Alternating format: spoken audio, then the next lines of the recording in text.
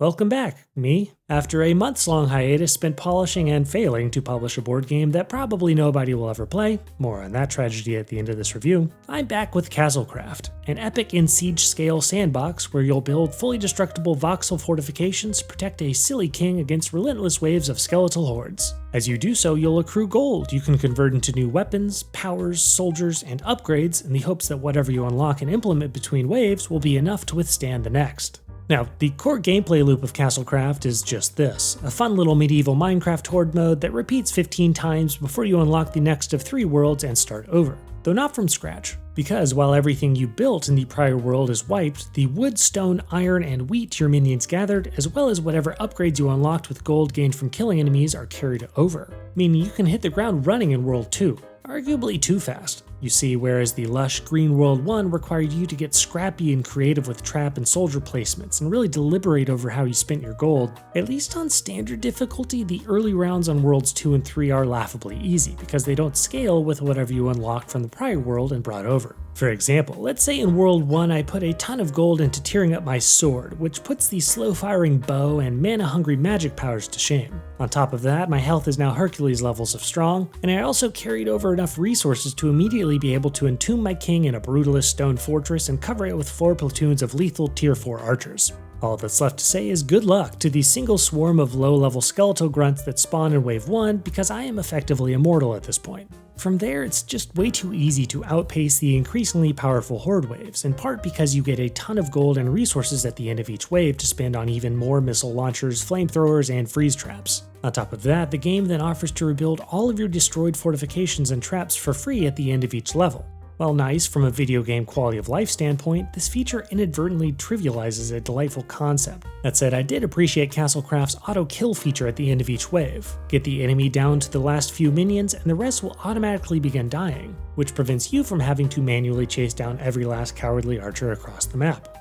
These balance concerns in mind, I highly suggest starting your playthrough on at least the demigod difficulty. Not that it will help a whole heck of a lot on World 3, which suffers from some hilariously bad level design. Like lemmings, most spawned skeletal footmen will charge headfirst off the first snowy cliff they see to meet their demise without you having to do much of anything. While later waves add more flying trash and units capable of building bridges, by then you'll likely have enough armament built up and running to render their assault redundant. By this point, the thrill of World 1 feels like a distant memory, which is a shame because World 1 is thrilling. Defending your king to his dying breath as siege opens up holes in your walls and skeletons pour through. Castlecraft is a great time when it does what it's trying to do. Additionally, a lot of its problems strike me as pretty easy fixes. In addition to those already addressed, the game's UI, for example, is currently annoying due to microscopic text, but that's solved as soon as the devs add a text slider. The game's music, meanwhile, is charming, but there's not much of it. So, add more? Because I'd love to see this game reach its full potential. In general, I'd say Castlecraft has a good foundation, good bones if you will, heading into early access. The combat is fun, the building mechanics work well, upgrading your keep and character is satisfying, and I encountered no bugs or glitches during my playthrough, which is a minor miracle for a game with a fully destructible environment and wacky physics engine.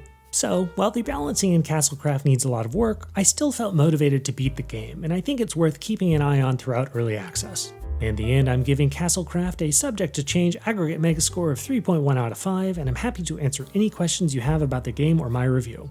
As for my game, Solar Strife, well, it turns out that a sci-fi space strategy game set on a rotating board of 4 concentric circles meant to emulate the orbit of alien planets around an imminent supernova isn't as tempting to publishers as I'd originally hoped. Nonetheless, I had an incredible time developing Solar Strife with my wife over the last year, a year in which I learned how to design my own miniatures, got into 3D printing, and gained a newfound respect for all the folks out there making a living designing games. If you're interested in Solar Strife, I made a 5-minute pitch video for publishers in which I jog through the way the game functions, link in the comments. And on the off chance you're interested in publishing the game or giving me advice on how to do so, you can always email me at megathemicro@gmail.com.